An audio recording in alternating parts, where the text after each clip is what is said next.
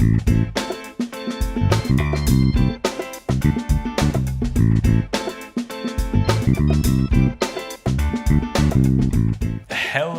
and welcome to Squabble, a noisy quarrel about something petty or trivial. I'm Carter. And I'm Jacob. And I'm Matthew. That's right, we have a guest again. A special episode. Yeah, it is featuring special. Our special friend. Thank you. Appreciate it. Yeah. A special person. He is very special. My mommy says I'm special because I took second grade twice. I'm very special. He's very unique. Yeah, that's a good word, unique. Yeah. No, we have him on here because he is a he's a film fanatic.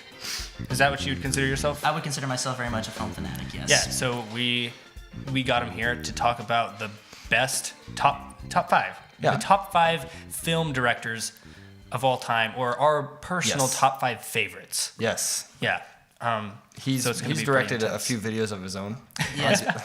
Are you about to bring that up? No, I'm not just saying I back can in my general. heyday, He does. you know? Yeah. He has. Lego 10 Commandments starring Lego Indiana Jones. Yeah, that was the highlight of my career.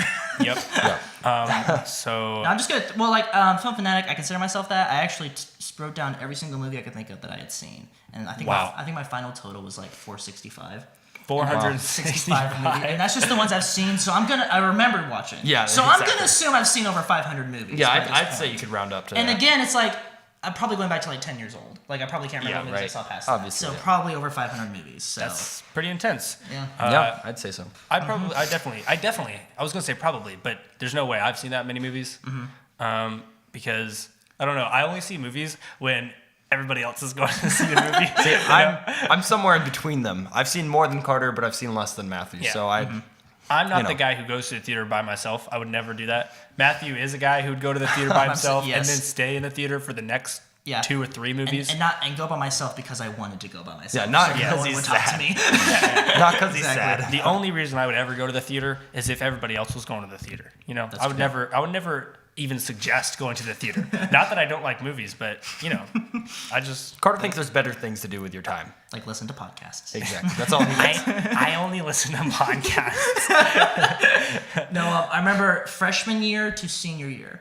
I'm sorry, freshman year to junior year. I vowed those summers that I had off because I wasn't working a whole lot. I watched a movie every single day of those summers. So, yeah. As long as it wasn't in theaters, I guess, because that's how you go. No, bankrupt. it was no.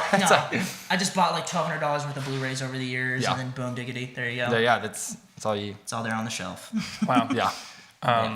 Okay. Well, you guys want to get into it? Yeah, let's get into it. I think we should start we should leave the best for last. So we should start at number 5 and go up. I agree. I think. I agree. Okay. I'll say that. I'll go first because my number 5 is kind of an honorable mention. I'm just gonna go ahead and say that. I said Alfred Hitchcock. Because let me say, I think I'm not gonna claim to have seen a lot of his movies, right? They're a little old, but I would say the reason that he's so good is because he was the first, right? So he didn't have anything you could base it off of as much, right? Mm-hmm. Obviously, he wasn't like the first ever, but he was a pioneer of trying new things and doing new things, right? And he created a classic, like the classic story of like a classic monster movie, right? A classic horror movie, not monster movie. Yeah. Horror movie. I'm sorry. I was about to say I don't think Alfred Yeah, Hitchcock. no, he didn't do really monster movies, but horror movies. Yeah. And so I'd say that's he made why. The Birds. Yeah, that's kind of a that's monster. kind of a monster The movie. Birds. Yeah. And then Psycho, like one of the most iconic movies just ever. So that's why I say he's on the list because he's so original, right? Because he was the first. Okay. They're like, okay. So you're mostly basing your argument off of he did it back before your parents were born. So I would say I'd say they were old movies because most of this came out before our parents became people. Yes. And so but you're saying that you put him at number 5 because he was one of the first people to make iconic films. Yeah, and he was iconic. Exactly. Like the fact that and like I said, he didn't really have a whole lot to go on because he was one of the first to do it. One thing I would add to your argument too is that he was one of the first superstar directors. Yeah. Like he sold his movies off his name. Mm-hmm. It's like this is mine and it's nobody else's. Yeah. So that's why. Am I allowed to help him? Yeah. Definitely. This is more of a discussion than actually fight to the death. On that note, that he was the first to get famous or market his movies. I would like to go to my number 5. which, hey, don't look at my list. Okay. So my list is kind of out of order because I actually wrote down 8, and then I was going to decide on the spot because Oh gosh. because I couldn't decide. If anybody is indecisive, it's me. But I put Tim Burton on my list, number 5. Okay. But the reason I wanted to segue into this is because there's a lot of theories. I guess not theories, but there's a lot of people who don't like Tim Burton because apparently he never did any work. He was known for slapping his name on stuff that he didn't really participate in. I've heard those theories. I'm gonna go ahead and just give he's also on my list, but I'll get into why in a little bit. Yeah, but I have the same. Yeah, I've heard those things. But I put Tim Burton on my list, even though that might be true or not, because he has a certain style of like all his movies have this gothic theme, and when you can look at a movie and then guess who made it and usually guess correctly, that's like a good director. Like I can watch a Tim Burton movie and almost instantly know if it's a Tim Burton movie or not. Yeah. I mean, like Edward Scissorhands. I got a notification on my computer. Edward Scissorhands. The Nightmare Before Christmas, which he actually didn't direct. Yeah, he didn't. Yeah. But he created it. Yes, he was the creator, so you can still be like, oh, that's a Tim Burton movie, and that's a nice aesthetic. I hate to cut you off real quick, but are you guys in the camp of Nightmare Before Christmas is a Christmas movie or a Halloween? Is this the second time we've been asked on the show? Wait, This is seriously? the second time we've been asked on the show. What did you guys decide last time? I don't know. We didn't really get Carter. What do you think? Maybe this will be a whole episode. I think it later. Since we've been asked so many times, I feel like it has to be by this point. But sneak peek. What do you? I think it's a horror movie only because Tim Burton did create it, and Tim Burton is kind of he creates a horror. So you movie, think it's or Halloween? gothic So movie. you're saying it's a Halloween movie strictly because it's a horror movie? Yes, that's what I said. I would disagree. I would say it's a Christmas movie. So maybe we will have to do an episode about I it. will also say it's a Christmas movie, but I will hold my opinion for if you I'd guys say make you an can episode watch it about for either though. Yeah, you could. Yeah, sure. That's the greatest thing about it. You could watch it twice a year. There you go. You're welcome. But okay, I think that's all. Yeah. Okay, what do you got? What do you got for your 5? So my number 5, I'm about to get really passionate. Anyone that knows me knows I love this man with all my heart. Yes. Beetlejuice. I love that movie. And Edward Scissorhands. Can I make I one already said comment? that. I can't believe you guys haven't seen Ed Wood. It baffles me that your mom no. hasn't made you watch that yet. No, I've never Do you know seen what I'm it. talking about? I know what you're talking about, but I've never seen Okay, it. do you know the premise though? Quick rundown. It was the first time Johnny Depp and Tim Burton made a movie together. So it's the first collaboration. And it's based off a true story. Ed Wood is considered the world's worst filmmaker of all time. And he made movies back in the late 40s. And so there were just these god-awful movies like Plan 9 from Outer Space. And the whole movie is just his biographical picture. It's in black and white. It feels like it was shot back in the 50s.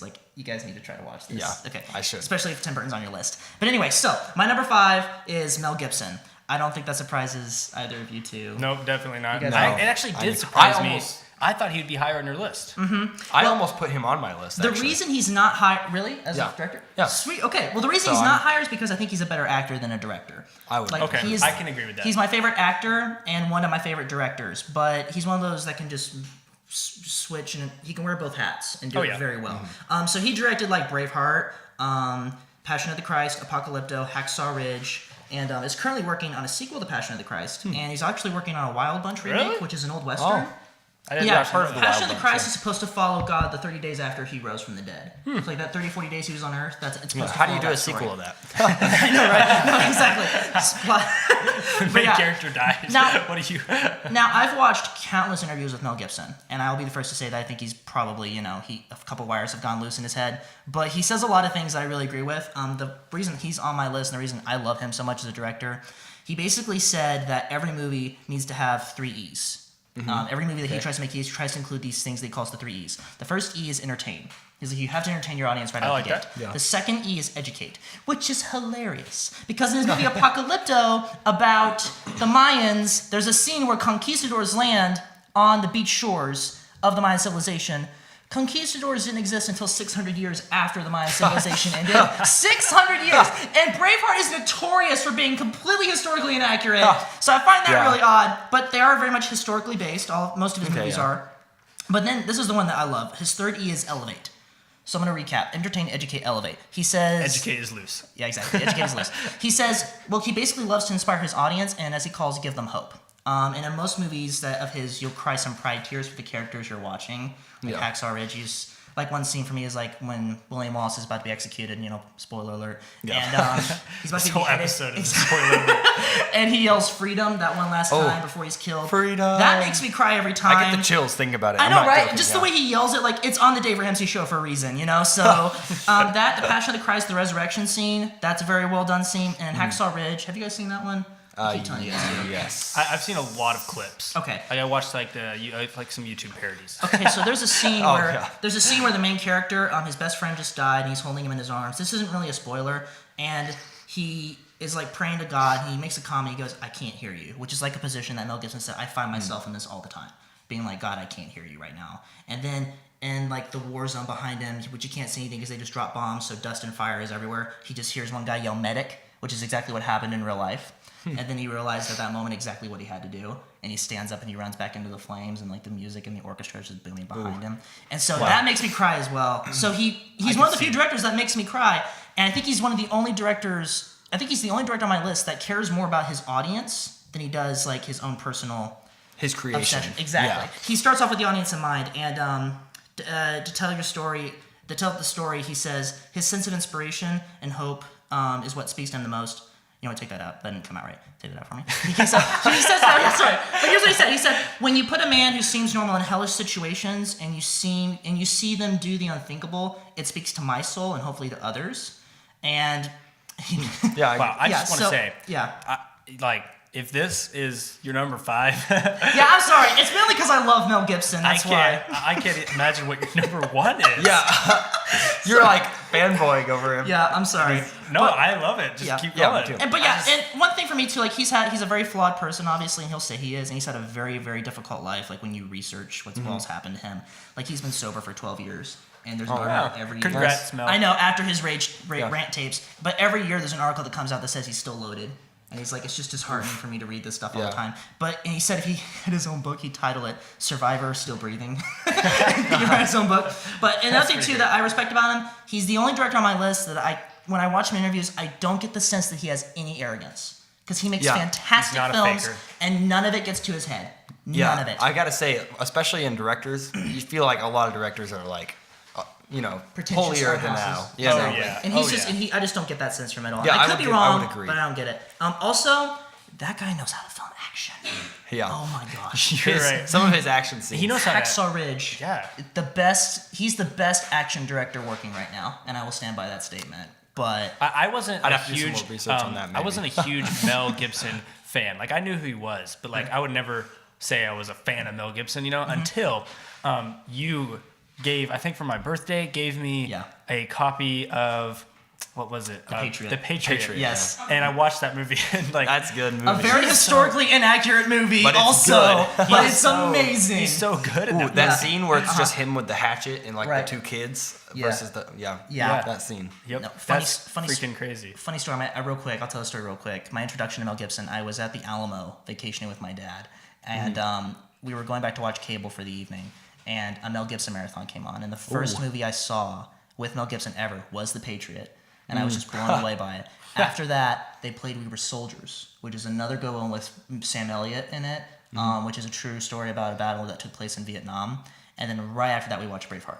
And so I'm a 13-year-old boy, and I'm just Watching sitting with Braveheart my and The dad. Patriot. We're drinking root beers, popcorn, eating popcorn, all that stuff. And I watched Patriot, Oh, We that Were sounds Soldiers, like the and best Braveheart day. back to back. And from that day on, 13 to today, 7 years later, Mel Gibson is still my favorite actor. That's so. pretty great. Anyway, so yeah, that's like my. Okay. I just fanboyed super hard, guys. I'm No, sorry. that's fine. I'm gonna give my number 4, but before we move on, I wanna go ahead. Disclaimer: Matthew is way more informed and has way stronger opinions on anything movie related, but specifically directors. I think than definitely me, and way more than Jacob as well. I think is in the same boat. You and like- I usually agree with you guys, though. Oh, yeah? Jacob's the one I disagree with the most. I find that surprising Really? because well, this is what I don't know what to say to that. I'll take it. Because I'll find directors, but the reasons that you have for liking a director are way different than my reasons. I'll watch a movie and be like, that's why I like the director, because he made a good movie. But you have these notes that are like intense notes that I don't know. We're not gonna have any of those. So I've got 3 pages of notes that I wrote up during. No, it's okay. I can talk. I can talk on for. I'd say I don't have a lot of notes for my second one, but I can talk a lot for my my top 3. I think. Okay, well, I'm gonna do my number 4. Christopher Nolan. Yes. Christopher Nolan's the best. Yeah. I was gonna put him on my list. Which is why he's number 4. I was actually gonna put him on my list pretty high, but I was pretty sure both of you also had him on your list. Hey, I see you trying to peek at my list. Yeah, and so I didn't. And he would actually be. He's not on your list. No, because I knew both of you guys were gonna have him on my list. So he's in my honorable mentions for sure. Okay. But in order to as keep long things, as he's on the paper. Yes. But no, he directed the I Dark Knight series. I could arguably put him at number 1, but I wanted to change things up, throw you guys for a loop. I could also put him as my number 1, but there's a different number 1 I have that you guys would probably scrutinize me for, but that's okay. But he's really great because the Dark Knight series is probably my favorite.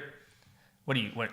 I know who your number 1 is. Don't talk to me. I'm pretty sure I know who your number 1 Hey, is. we're not there yet. I know. Anyways, okay. the Batman You know who movies it is, are everybody loves those, and they're like aren't they the top grossing series of movies to this day, right? Yes. Yeah. In terms of a trilogy, the only one that might be is Pirates of the Caribbean. Yeah. Otherwise, as a trilogy, I think that's number 1. Yeah, and they're so good. Best DC movies that have ever been made and will ever be made. I'm pretty sure. Yeah. DC has struggles, especially if Zack Snyder keeps getting hired. And I hope he's on nobody's list. Sorry, Zach. He's my number 1. No, I'm just definitely not. I like Zack Snyder. I don't know. He's just bad at making movies. He should be a cinematographer. I like his cinematography in his movies. But I don't know. His movies are always bad. Anyway. To his credit, he did make one really good movie called 300. I'll give him 300, but otherwise everything else he's made. But this is not an episode about the worst directors. Yeah, exactly. That'd be a kind of he would be on my boring list. episode. He would be on my list. Yeah. All right. Yeah. Okay. And he also directed Memento, which have you seen Memento? I love Memento. Memento is so good. Dude, I'm saving my opinions because he's on my list. Oh, really? You're gonna see me nerd freaking a bit, yeah. And to make a movie like Memento, oh man, it's way more impressive than the Batman trilogy, honestly, to watch that movie because it's so psychological and it's so I don't know how to explain it. It's great. If you haven't seen it, you should watch it. But that's pretty much all I have. I'll say my number 4 because we already kind of talked about it. My number 4 was Tim Burton, but I will say the reason I picked Tim Burton is because he has his style and he has defended his style, right? Like everybody else that tries, I feel like he just runs them off, right? I feel like they just aren't as good. I feel like he's mastered it and he just keeps repeating it so much, which, okay, obviously I guess some people would see as a bad thing, but I think that he's found what he likes to do and that he's good at doing and he keeps doing it. And I think the reason that he likes it is because I think Tim Burton is, first of all, kind of a messed up dude. And so I think it reflects in his movies, which for him personally might not be a good thing. But for me as the viewer, I really like to see the kind of weird things that go on in his head. Yeah, when somebody puts seems so their genuine emotion and their, I don't know, when they put quirks. their mind into their work with any kind of art, right. You can tell it's just better than somebody who's just trying to do it because... when I watch a Tim Burton movie, I really feel like I'm inside of Tim Burton's mind, right? Which sounds creepy, but it's really true. I feel like he does a good job of that. It's almost like when he makes the movie, you get the vibe. Again, I get this from Mel Gibson too, going back. But with Tim Burton, it's the same way. You almost feel like the movie's therapeutic for them. Yeah, it's that's like what I've got feels these issues with myself, and I'm going to address it, and I'm going to deal with it in this story. Even with his more simpler movies, like I watched The Nightmare Before Christmas the other day, and that's like a kids movie, right? Or it's like an animated movie. Yeah. But even that feels really like you feel like he is the characters, like a part of him is, even though he technically, you're right, he didn't direct that one. Yeah. But he did kind of create all he created all the characters too. Yeah. So it really feels like it's him, right? So that's why I like him. Yeah. That's and deep. That's deep. Because it's like watching his mind. Okay, as opposed to like someone like Zack Snyder, who's just like, here's some superheroes, let's just throw them in and see what happens. Hi, I'm Zack Snyder. Here's Batman fighting slow-mo. Fighting whatever that guy's name was because they didn't do him very well. I don't even remember his name. Doomsday. Here's Batman fighting Doomsday, but he's just going to sit in the corner and let Superman and Wonder Woman do all the work. You thought bad summer movies were going to go away when Michael Bay stopped making Transformers? Well, get ready! And the Transformers still aren't gone. Exactly. They're still fighting their way back. I know.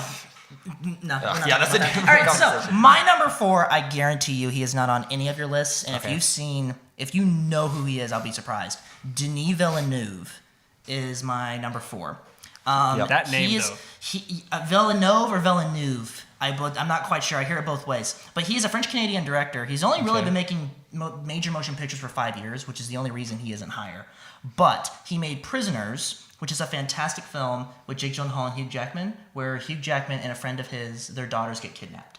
And Jake Gyllenhaal plays the detective. And the whole plot is them trying to find the kids. That's his first movie, and it's phenomenal. Yeah. And then he makes Enemy, which is an art house kind of darling thing. Then he makes Sicario, which is about a Mexican drug cartel. Yeah, Arrival. These are all big movies. I did not know. I've never heard this guy's name. I know, right? No, because he's only been working in major movies for about 5 years. And he's like 40-somethings. But yeah, then Arrival, which was also really good. Yep. And then Blade Runner 2049 was his last movie he made. And he's currently working on a Cleopatra movie starring Angelina Jolie. That could be cool. Which normally I wouldn't be excited about, but it's Denis Villeneuve, so I'm actually really excited. But okay, here's why he's on my list. He is the greatest visual director working right now. And here's why. His movies are beautiful. If you've seen his movies, Blade Runner 2049. You know the I haven't unique even style. seen the full movie, but yeah. It's a gorgeous film. Yeah, Everyone I show it to is like, this is a beautiful movie. It's the same with Prisoners, same with Sicario, same with every single one. They all have this unique style to it that's strictly his. And here's what I think he does that's so unique. He doesn't use visuals in the way most directors use them. Most directors will throw a visual at the screen, which is it's very difficult to do this, but it's mostly to impact feeling into the audience first. You want to look at something and say, man, that's beautiful. His first priority is to reflect what the character is feeling in the shot. He uses cinematography to reflect what that character feels, and then he believes it makes you feel exactly what that character is feeling. That's really I interesting. agree with that. Yeah, because like in Blade Runner 2049, here's an example. Ryan Gosling's character, spoiler alert, finds out that he is a replicant. And he's been thinking he's human for the first half of the movie. After that, he goes to look for Harrison Ford's character, Rick Deckard, and you just see him in the desert. And there's nothing around him except like desert sand and just kind of like a mist. Well, not a mist, but like it's a fog. And Denis Villeneuve said, I chose that specifically because he's at a point in his life where he doesn't know what he's looking for. Because what he thought was so real has been flipped up on him. And so I created that shot. And you feel exactly that way. At least I do. So that's why he's on my list, because I've yet to see a director who perfects visuals and uses them in that way like Denis Villeneuve. Yeah, you actually told me that once. I watched Blade Runner 2049, and you were like, have you watched Blade Runner 2049? I was like, yeah, I just watched it. And you were like, what'd you think? And I was like, it was okay. It was okay. But then you got into this, this rant of like, all the cool things about the movie and all like the hidden meanings behind all these things. And I was like, oh, that's a way better movie. Exactly. No, because I instantly liked it twice as much. Well, I'm glad I changed your mind on it, because I love Blade Runner 2049. In fact, when I made a list of like my top 50 favorites, Prisoners and Blade Runner 2049 are on my list, so he's contributed too. But what he does is he uses a lot of symbology, very subtly, and all of his movies are very bleak. So that's another thing I appreciate. Yeah. But again, fantastic director. So that's what I say about Denny. Carter, did you do your number 4 too? I did do my number 4. My number 4 was Christopher Nolan. Oh, yeah. Yeah, all mine are going to be short and sweet. Not that I didn't do like a lot of research on them, but like I don't know. I don't have the skill set and the type of brain to analyze these directors like Matthew does. Because I'm very unique, boys. Yes, you're special. You're special. You're special. So unique. You're short bus special, Matthew. That's just, it's concentrated more. Exactly. There you go. Exactly. Yeah, because of your shortness. Okay, Jacob, you want to go over with your 3? Thanks for the clarification of my joke. Yes. You get it? Yeah, I get it. J.J. Abrams. Now, I know that people are going to say, okay, that's generic. He's not that great, right? He makes okay movies, but nothing special. Oh, well, I don't think so. Really? Is that okay? Well, that's what I feel like everybody's going to say. Like, yeah, he's good, but is he really that special? Well, he's so known. He's so known and so big for a reason, I think. Yeah. I mean, but the reason I like people always hate on the mainstream, but they're mainstream for a reason. Yeah. Well, that's why I like. But what's your reason? My reason is I just think he consistently makes good movies, right? Yeah. I mean, like some people would make the argument, you can't really name one of his big movies that were like amazing, right? Like you probably could if you really like looked into it. But that's why I think he makes consistent movies. And I like sci-fi movies, so that's also a reason a lot of the movies he makes are sci-fi. And I'm a fan of that. Such as the new Star Wars movie, but not the newest Star Wars movie, but like The Force Awakens. 3 Star Wars movies Yeah, ago? it was a while ago now. Yeah. The Force Awakens. Not The Last Jedi, because that one was bad. I'll agree with you on that one. But anyways, I'm kind of going off on this one. And he made some of the newer Star Trek movies, right? I don't know which ones he made Star Trek, the new one, back in I think it was like 08 or something, or 09. He made one of Star the Trek newer Into ones. Darkness. So he made those two. Yeah. But so yeah, I think he's done a good job with that's sci-fi. a solid pick. And I think actually he did although I prefer Star Wars in general, I think he did the Star Trek movies better, or at least Into Darkness, because that's the one I really remember. Agree with you. And I think that movie was really good. I've never actually been a fan of the Star Trek movies, but I really like that one. So I guess I would say that's maybe the reason that I picked him. But yeah, Have I you really seen like that one. Super 8? Yes, but it was a while ago. Okay, that was actually my favorite. Yeah, that one's pretty good. Of everything he's done. Yeah. He also did Mission Impossible 3. Yeah, he did do Mission Which is Impossible. actually I saw a that. really surprisingly good movie. Like when you watch it. Because I'm honestly, I'm gonna get a lot of hate for this one too, but I've never really been a huge fan of Mission Impossible. Not like till everybody is. Not till after movie 3. Yeah, well, yeah. Yeah, exactly. So yeah, that's now why you know I think why. he saves series. When your series is dying, call Star Wars, Star Trek, Mission Impossible. You call on J.J. Abrams. true. He brings it back up and then he leaves and then he's out. He's like franchise Viagra. You know? Yeah, Just that's like actually he a good brings thing. it up and then gets out. Exactly. Because if he stays there, it might He go might downhill ruin it, again. yeah. So I need to see him do a sequel, but like a sequel to his sequels. yeah, okay. I'm ready for Star Wars Episode 9. I'm excited he's directing it. That's pretty Yeah, good. that's Okay, true. well, I my guess number we'll three. see. My number 3 is Ridley Scott. Almost put him on the list too, but then I was like, Wait, is this a bad pick? No, it's a good pick. Okay, I like thanks. it. He's not on my list, but it's a very good pick. Thank you. I feel good. I Yeah, feel you're very confident good. now. Yeah, My see, Ridley I've almost put all of your guys' picks on my list. But I mean, didn't. come on, Alien, Gladiator, Hannibal, the original Blade Runner, the OG, which I did watch half of it, a little more than half. That one was weird. It was hard to get through. See, that's why No offense, 2049 is Scott. better because it focuses on the replicant. Whereas Yes. the original focuses on Harrison Ford, who's kind of more the boring character between the two. Okay, so a little story. Yeah. I was subscribed to Loot Crate, and I got a Loot Crate patch, and it said it was from Blade Runner, the original. And it was like, it didn't explain what it was. It just was the patch, and then it had their logo and what it was from, etc. And it was like, oh, Blade Runner, it's a cool patch. I want to put this somewhere, but I can't. I don't feel like I should until I see the movie. So I watched the movie. Like you The would. weirdest motivation to watch any movie ever. It really was. Well, it's like it's artistic, and I like that kind of stuff. So I was like, I gotta watch the movie now. Watch the movie, but I didn't see the patch. Like I didn't see that logo or Anywhere. that stamp anywhere in the movie. Googled it. I Googled the picture. Everybody said it was in Blade Runner. Everyone said this is a Blade Runner patch, but I couldn't even find a clip of the patch in the movie. I don't know. Is it like if I some was extended missing- lore or something? I don't know. I don't know if it was missing Is something. it not from 2049? It's like, okay, it's like a little owl. No, it's not from 2049. It's from the original. It's an owl. It's like a gold and black owl. And that's pretty much it. It's a gold and black owl. And it looks really dope. So it's based off the replicant owl then in the movie. I guess. But I don't know where the patch is, but I know what it's referring to. Anyway. Maybe they're that's my saying the story. owl is from the movie. I guess. I don't know. It's cool though. Maybe it's not the And- actual patch. Yeah, that's And probably. yeah, I felt when watching the movie, it was like really, it was really artistic, but it was so artistic that like I had trouble understanding What was happening? what was happening, which I don't know. That could be a good thing. But anyway, his other movies are really great. Alien's great and super. And he also produced a lot of really great stuff. He did produce. He's been like more of a producer than he was a director. I Yeah, saw. like Murder on the Orient Yeah. Express and the other Blade Runner. He produced the new one, The Martian, which is really great. The Martian was so good. Yeah, I that love was that a movie. great movie. It's really yeah, good. that was a good movie. I can't argue with that one. But yeah, that Ridley Scott, he's great. And I actually have seen some. I watched some. He was on Wired. Watched some videos with him, and he seems like he seems like a cool dude, really genuine.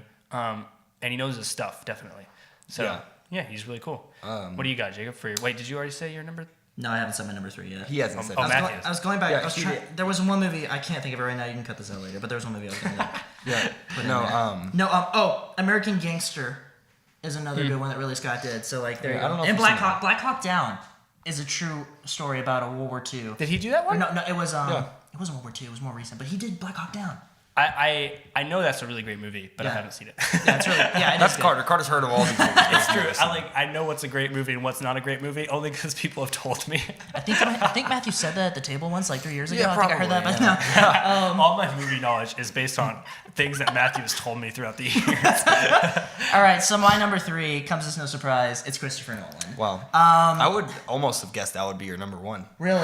Yeah. Nah, you haven't heard me talk about my number 1 That's yet. true. But yeah, so he started off in the indie world, and he hasn't lost that art house aesthetic. Yeah, tell me the things I didn't say about Christopher. Exactly. Well, no. Okay, so like obviously the cliche thing to say is he doesn't dumb his movies down for anybody, and he expects the audience to pay attention, and you better keep up with his plot. Yep. That's I can see that. That's true. kind of this thing he likes to do. I was going to comment on Memento. He loves to play around with memories and perception, Yeah. which is it's great. Nonlinear storytelling. Yeah, it's a hard thing to do well. So. I know. Well, it's hard to do that with a non-linear story and Yeah. make it interesting. And I'd say that he is a master of creating films with rewatchability factors to them. You can't watch this movie once. I can see that. You have to watch it at least twice, and then probably a Always third gets time. better. And I notice something new every time I watch his movies. Something new, a little detail. And he's the only guy, and a lot of people complain about this. I don't. His characters have serious philosophical discussions. That Yeah. is so true. And people complain about it. I don't. He's the only guy that can create characters that can have these conversations. Yeah, I would agree. Like Two-Face in the hospital Yeah. with the Joker. That That was conversation what I they was gonna have. say. Name another filmmaker that could pull that off Yeah. without it being propaganda. There's nobody else. Yeah. I know. But like he's the only one that can create situations like that. And maybe it's Jonathan Nolan too, because it's his brother. They work together a lot. Maybe together they bring it and they make it happen. But so The Dark Knight is my 3rd favorite movie of all time. The Prestige is probably about 5 or 6. Have you guys seen The Prestige? Nope. No. Okay. But I it's- have seen Batman. I've seen Dunkirk. I've You seen better The Dark believe Knight, yeah. I've seen Batman. No, The Prestige, quick rundown. Hugh Jackman, Christian Bale, Scarlett Johansson. Christian Bale and Hugh Jackman are magicians. And I feel like it's I've actually heard of basically- this now that it's you're their saying that. rivalry back and forth. Fantastic film. I think very any underrated. movie with Hugh Jackman and Christian Bale is going to be good. It's so good. It's kind of like everyone says it's so underrated that now it's not really underrated anymore since Yeah, Netflix one of those put it on. things. It's one of those Yeah. movies like Edge of Tomorrow. But anyway, excuse me. No, I would also say he is a master of montages and creating emotional endings. I don't think I need to go further than the ending to The Dark Knight Rises, Dunkirk, and my favorite, The Dark Knight. Because he Yeah. has like in each of those endings, he's got like 4 different stories wrapping up, and he wraps them up in 3 minutes. They're beautiful, and it's just super like Yeah, emotional. I love a good pleasing. ending. I That's know. just It's true, and I think it's actually really difficult to have a movie to have a good ending. It's always Yes. either so rushed or it's just stupid, drawn out. yeah. It's the last- That's what I always get a lot. I always hate when you get a movie that should have ended like 30 minutes ago, and you're just like, ugh. and it's still going. Yeah, it's just still dragging on. Well, I'd say all movies are a little too long, just because the filmmaker is usually married to the footage that they've shot, understandably so. Yeah. But what was I? No, Dunkirk. The final 5 minutes of Dunkirk, in my opinion, is the best part of that movie because when he's Yeah. reading the Winston Churchill "Never Surrender" Yeah. speech, and you see like Tom Hardy landing Yeah. the plane on the beach, like it's just the ending is the final like taste that you have leaving, and that's why I love how much attention he gives to the ending itself. Prestige also has a really good ending too. He also has a great sense for scores. Him and Hans Zimmer. Yeah. Yeah, Hans Zimmer. Score is really important in a movie. Like, Yeah. It's like I the love- silent hero. Yeah.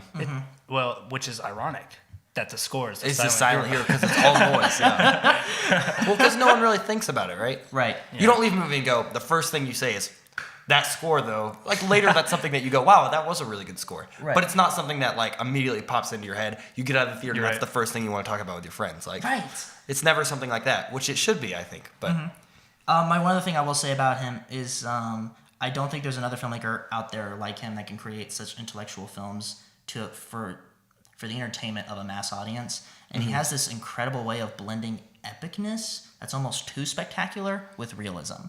Yeah, And again, Dark Knight trilogy. It's Like, true. That's a perfect example, I think. I know, like none of yeah, that. Dunkirk did that pretty well too. I know, like it shouldn't feel as real as it does. Yeah. But he has a way of blending Yeah. the two where you're like, I totally buy that Batman is driving that like 5,000-pound tumbler on Right, top of yeah. roofs over houses and it's not caving in right now. I totally Yeah. buy that, you know? Yeah, and he does the perfect thing of like the perfect balance of like, oh, trying to explain it. Morgan Freeman's trying to explain the Batmobile with made up science, and then also just saying, Yeah. then also just saying it's just a comic book movie, right? Like, it's a good balance between trying to explain it and then just going, he embraces that it's unreal, but puts it in that sense that it could happen. Yes.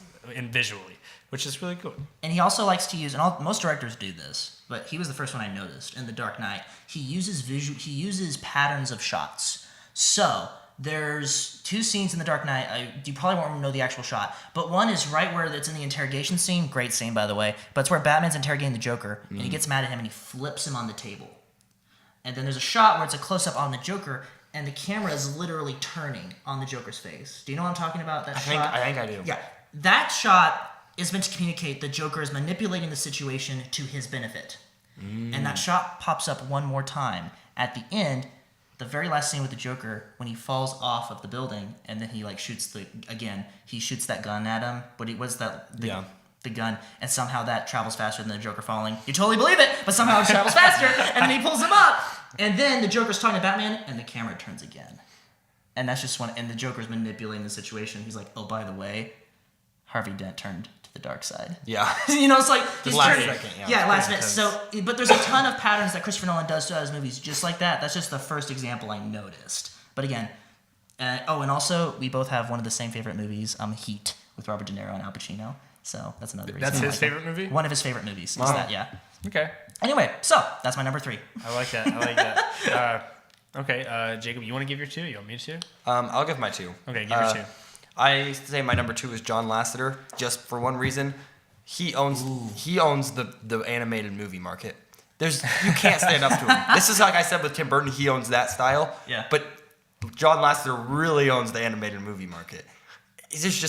There's nothing, you can't stand up to him, right? I don't know. That's a good pick. Who else? Oh, That's I know who Carter good thinks. pick. I know. Oh, I know who Carter's going to pick right now. Me too, but I'm not going to spoil it for everybody else. But yeah, there's no... It's his number 1, isn't it? Yes, it is. It is his number... Okay. I would fight you to the death. But yeah, John Lasseter, he has every Pixar movie, because it's mostly Pixar movies, but every animated movie that has his name slapped on it is going to be good. Might not be the best, you're right. but it's not going to be bad. And Except for The Good Dinosaur. I'm a huge fan of animated movies too. Zip it. All of it. You know what's a really good animated Pixar movie? Just kidding. What? Yeah, but you're right. Animated movies, I think, are overlooked and underrated. Yeah, especially Pixar. They do a good job of. Yeah, and I think it takes a lot to direct an animated movie. There's a lot more to it than I think people see. Yeah. Because they also with... I believe John Lasseter worked on WALL-E. I think he worked on all the Pixar movies, but WALL-E does the best involved. job of showing and not telling. And I think any movie. I think it's up there with showing and not telling for almost any movie. Like I'd say first 45 minutes, I don't think there's any words. And it has the most emotion and storytelling in the entire thing. And that's my favorite part of the movie. Exactly. That's everybody's favorite part of the movie. Yeah. The first half. Yeah, that's good. Again, calling back to Alfred Okay. Hitchcock. Yeah. I believe the exact same thing. I shouldn't have to talk in my movie. Exactly. You should be able to. Well, my number tell. 2 is better than that. Is the Russo brothers.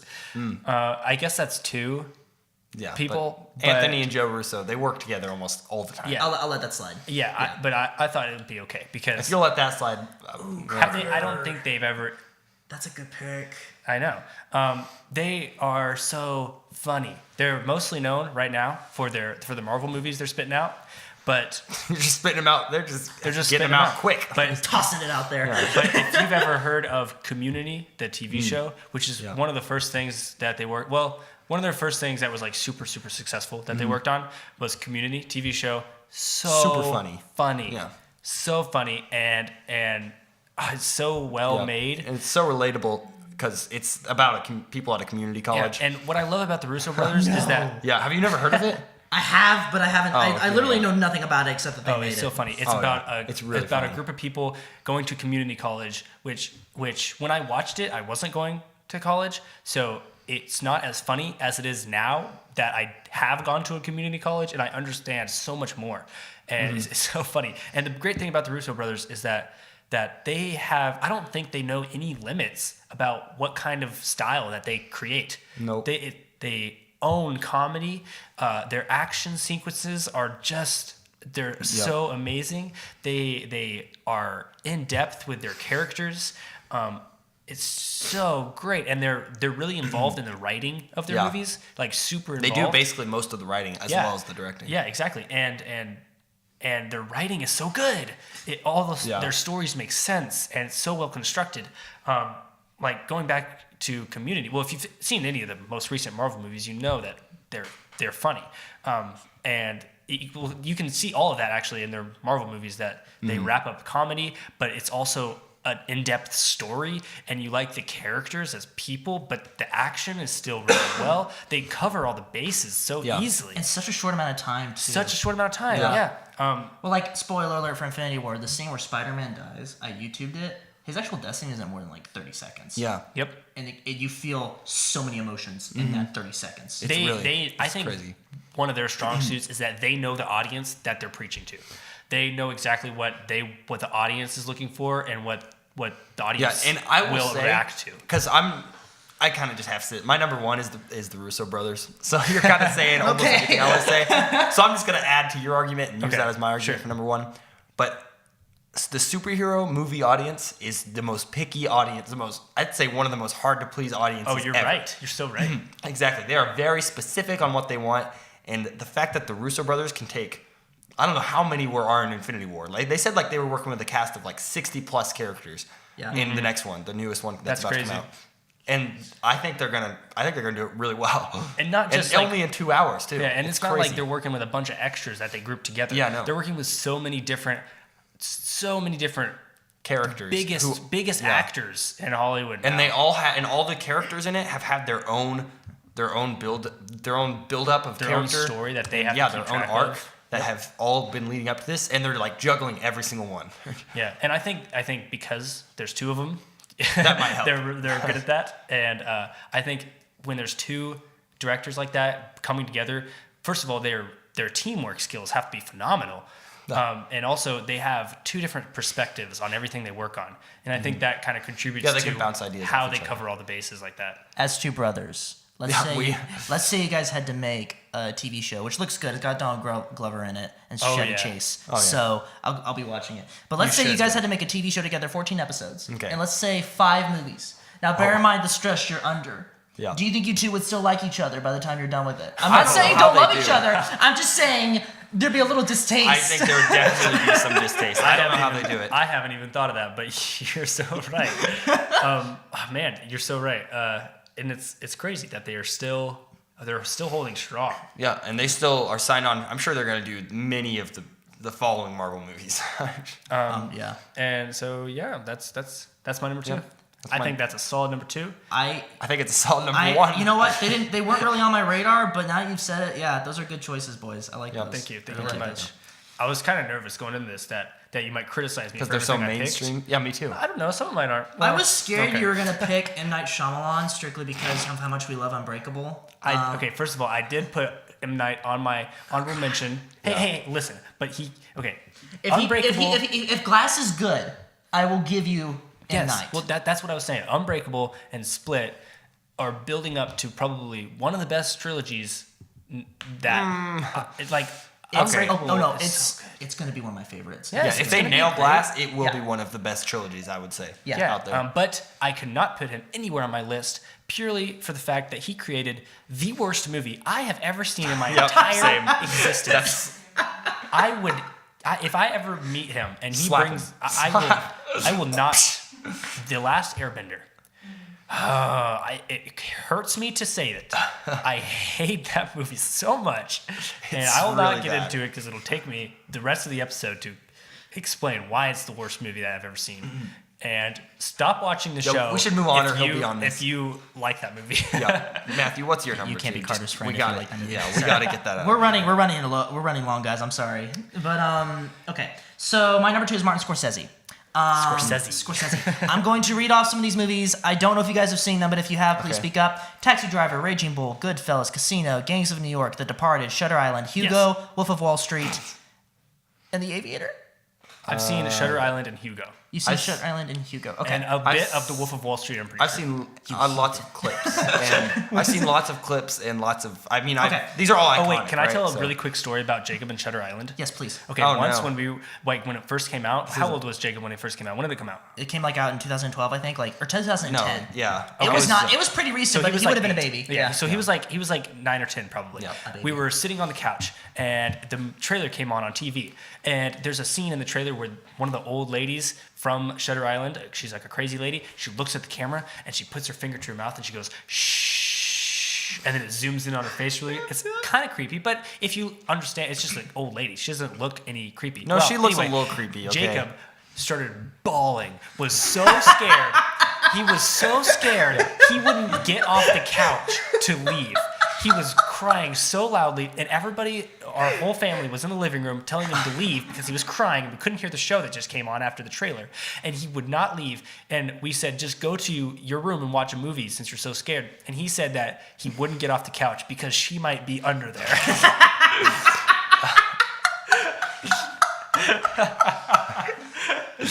Priceless. Granted, he was 8 or 9, Yeah. but still, that is so funny to me. That is hilarious. And that's great. We're gonna make fun of him till the day he dies. No, please. I mean, continue. I made it through the first part of the trailer. That's all that matters. Watch us get into like a heated argument. Then I bring up, well, you're the one that thought the woman was under the couch, and he starts crying. Yeah, I start crying again. Okay, so Martin Scorsese is responsible for making Goodfellas. Goodfellas is my second favorite movie of all time. My first being It's a Wonderful Life, which we're not going to be talking about Frank Capra. But, yeah, good. Okay.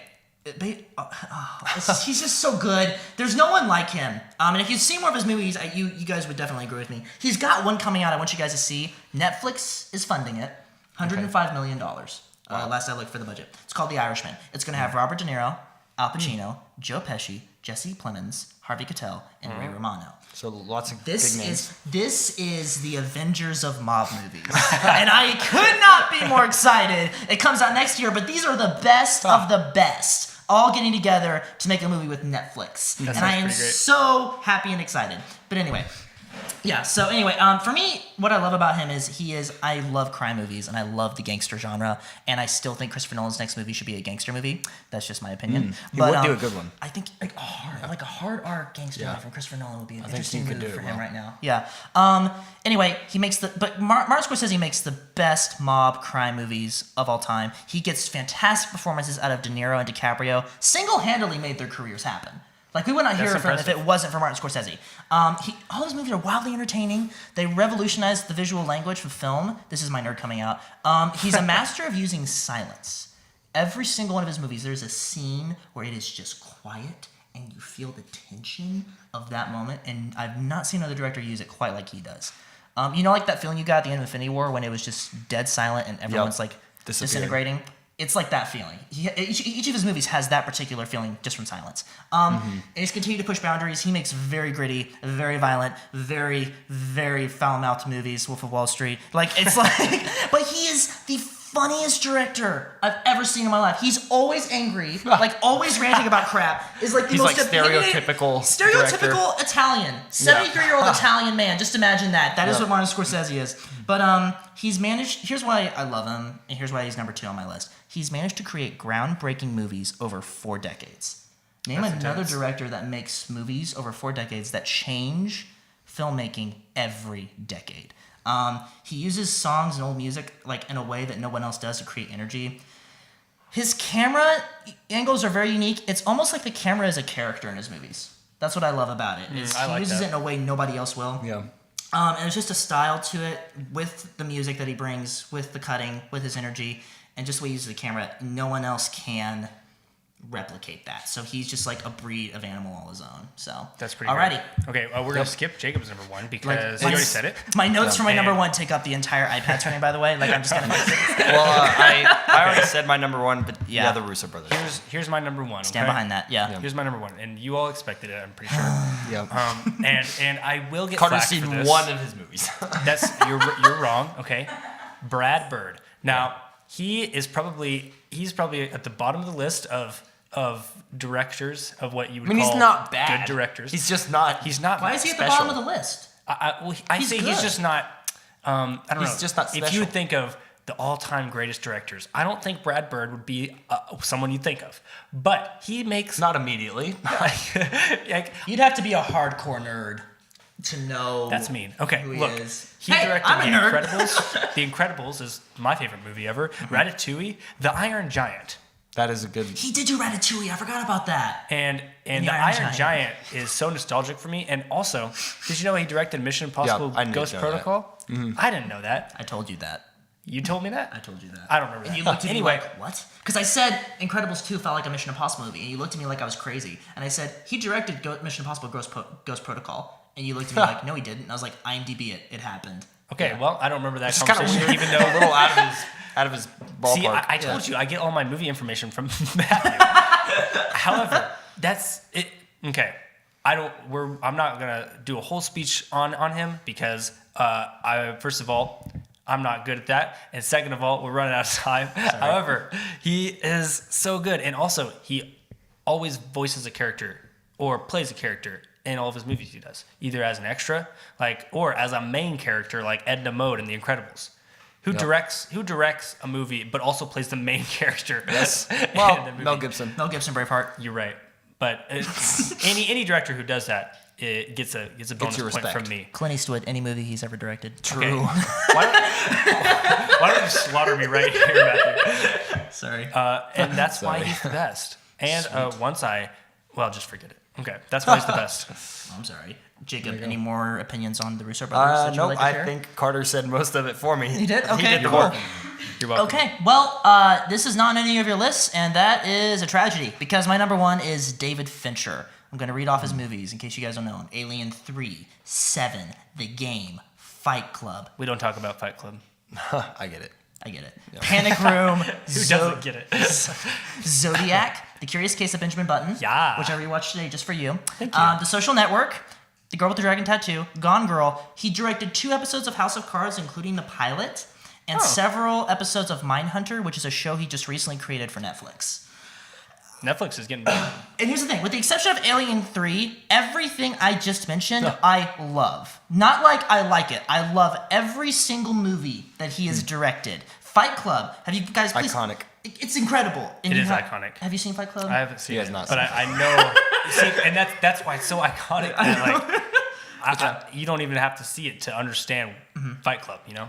And it's funny because all these movies that I mentioned, they're dark and they're morbid and they're twisted. He's been gone on record as saying, "I think people are perverts, and that's the foundation for all my characters." And I'm like, okay, so that's the mind we're dealing Curious with. Case of Benjamin Button. Then he makes Curious Case of Benjamin Button, and I'm watching it today, and I just had this realization today while I was watching it for you, Carter. Thank you. I love realized Benjamin Button. I realized Curious Case of Benjamin Button is David Fincher's Forrest Gump. I can That see makes so much sense. Yeah, it's like Robert Zemeckis. You look at his career, it doesn't make sense he made Forrest Gump. David Fincher, doesn't make sense he made Benjamin Button, but it's his Forrest Gump. Yeah. And he actually, I was reading about it. He said the only reason I made that movie is because everyone dies at the end. And he said that's the only way. That's the only way I can stomach the happiness. And I'm like, I don't know Nice. why everybody hates on The Case of Benjamin Button. I say that I weird. like that movie, and whoever I tell that to, they just cringe, or they say, "Are you serious?" I mean, it's kind of a weird concept, It but is it weird. was well done. It's super I'd weird, say. but it's good. So it- good. I need to watch it again now that I'm talking about it. okay, so I'll run through my notes quickly because I know we're going a little over time. A But little so bit. he started off making music videos actually back in the 90s. Really? For a lot of pop stars. That's how his career started. That's weird. The but that's first fun. thing that he made that got him traction was a commercial for stop smoking, understand the dangers of smoking. And the commercial is about 30 seconds, and it's a fetus in the womb, and it's smoking a cigarette. Oh, And I with the- think I've seen that in and a he, meme. he thought it was hilarious. He thought the dark humor was hilarious. And everyone hated it, but it got him music video gigs. And so then after that, he started making movies, starting off with Alien 3, where he said he was sodomized ritualistically every day. And then he got to make his own movie, 7. Have you seen Alien 3? No, It's not good. Well, no, I don't think so. He says it's not his fault, so, there's that. But anyway, Of course. here's what I love about David Fincher. He creates atmospheres unlike any other. The cinematography, the great scores, the subject matter, which is often dark, and explores the dark side of human nature, from cruelty, greed, ego, social media, and his favorite, serial killers. He's Dang. obsessed with the psychology of serial killers, because that's all Mindhunter is about. That is so interesting, though. I totally understand him. Yeah. So interesting. When you watch his movies, it makes total sense, because, 4 of them are about serial killers. Yeah. Well, in Mindhunter, like, it's based on a true story. It's about 2 guys that started doing a ton of research on psychology behind serial killers and saying, like, here's why they're actually a little more normal than you think they are. Yeah. But anyway, here's what I love about his David Fincher movies also, the main reason that he's number 1. I have never been able to just get up and walk out of a room after a David Fincher movie. Oh, you always have like afterthoughts about Yes. what you're doing with your life. You stare at the credits for at least a minute because, you've experienced so many emotions. Those are the best kind of movies. I know, you just have to sit when they there end, and you just soak sit there. it in because it packs such a punch, and each of his movies has blown me away. I don't agree with everything he's done in some of them, but each of them, just the emotions I feel just blow me away by the end of it, and I just think about it for days afterward. Another thing I love about him is he is one of the few directors still working today that is an absolute anal perfectionist. Detail-oriented. He told the crew... Have you guys seen Social Network? I think I've seen parts of it. Okay, so it's basically about how Mark Zuckerberg... It's not very historically accurate. Yeah, no, but Mark Zuckerberg creates Facebook. The opening scene's 5 minutes, and it's a conversation in a bar between Mark Zuckerberg and his date for the night. And David Fincher, he says, I love this scene. He's like, it's important to me. He goes, I promise you guys... we're not going to do 100 takes of this scene. Because he's famous for doing multiple takes. They stopped at 99. And like, so, and because he told me, I promise, not 100, stopped right at 99. So like, that's his but he's like this for all of the scenes that he cares about. And he made a comment that I thought was very interesting. He says, audiences know Hollywood can do everything. So the question becomes, what don't you do? Not what do you do? He goes, here's restrictions I give myself. He goes, he hates handheld camera shots. He hates them. No unmotivated camera moves. No unnecessary close-ups. As little dialogue as possible. And he just goes down this huge list of restrictions he gives himself. He's like, that's what makes the difference. He's like, I give myself these restrictions. That's what the audience notices. That's pretty great. And I think that can be portrayed as a bad thing sometimes too. Being a perfectionist. But not for him. Not for him. For his movie. Obviously, he's been successful. Definitely successful. And definitely... now that you say that, you can probably go back and watch his old movies and tell and like see those restrictions that he's given himself. Literally, and he's gotten more aggressive with it the more he's made movies. Like he barely uses close-ups. Yeah, he challenges himself. Exactly. I'll talk about one movie real quickly. So you've seen Seven, right? Yeah. So that's a really messed up crime movie. I think that's the greatest fictional crime story ever told. My favorite of David Fincher's movies is Zodiac. About the Zodiac killer. I haven't actually heard a lot about that one. Don't you mean Ted Cruz? I mean, I know it exists. I knew that was coming. This is Ted Cruz's biopic. Yes. No, it's about the Zodiac killer for real. It's my favorite. It's the best of his films, and nobody talks about it. It didn't get a... Yeah, no, I've like never I don't think really it got heard a of it. single Oscar nomination. And Benjamin Button got like 13. And won like, how many of it? Like 7 of them. But like, that's the best factual...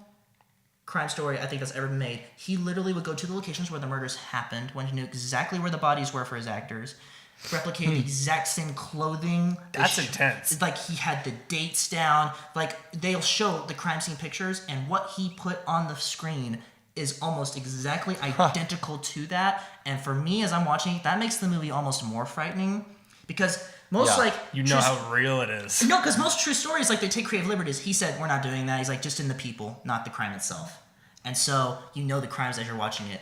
That's exactly how we know it went down. So, in a way, for me, it's almost more frightening. Also has Jake Gyllenhaal, Mark Ruffalo, and Robert Downey Jr. in it. So, if nothing else, watch Iron Man be a reporter trying to solve a case. So, But I call it a film about obsession, obsessively made by an obsessive filmmaker. Yeah. If someone asks me about Zodiac, that's pretty much what I say. Put that on a t-shirt.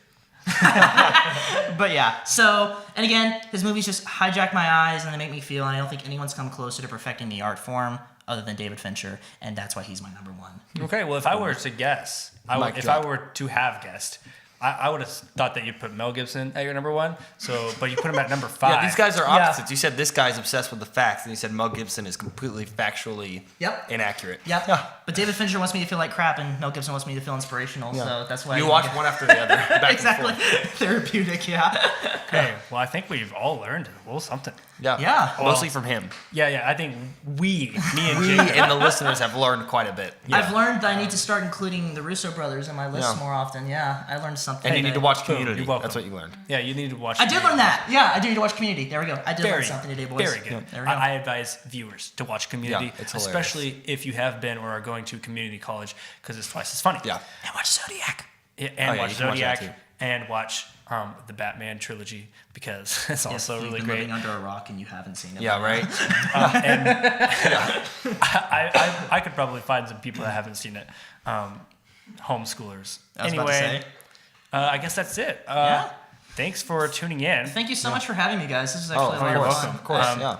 Please Thanks check for- out. What do you want to shout out today? I'll Matt? shout out my Instagram. So Awesome. it's my name. It's my name, Matthew Gates. But the AT in Gates is just the letter. Or, I'm sorry, the number 8. So it's Matthew's a just- hipster. Yeah, basically. Matthew- So it's just Matthew G8 and then ES. So Matthew Yep. Gates. And he posts you go. him watching movies. I don't know what you post. You actually posted a really nice photo of your car. The Jeep. Did Yeah. you drive to the woods to find a nice spot to park your car so that you could lay on top of it and take a model shot? No, there. That's what you did. Well, no, I didn't. That's what we did, but it wasn't by my doing. I have a friend who works at the Walmart I work at, and he's like, honey, he's like, you got to take a picture of this new Jeep.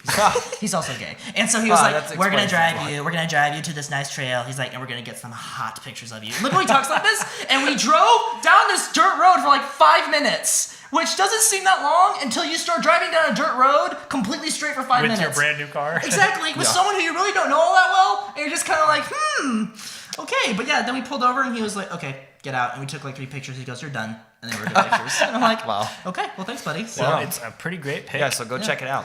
Thank you. But other than that, thanks for tuning in. And you can also follow him, but you can also follow us on Facebook and Instagram at Squabble Podcast. their story posts are like the funniest thing on my Thank you. entire I feed. appreciate that. We also have a Patreon link in the description. If you think our podcast is good, you can show your love over there because you get special stuff like mugs and shirts and early access and good stuff All like sorts that. of things. And don't forget to like, comment, subscribe, and follow us because it really helps us out.